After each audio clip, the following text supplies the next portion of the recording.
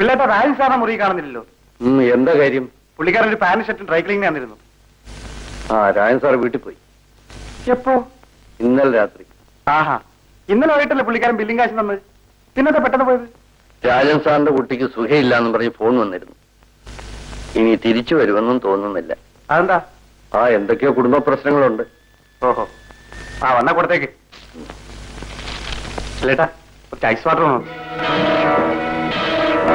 അല്ല, ഞാൻ എടുത്തോളാം. ഗോപി, അതിൽ വെള്ളമില്ല.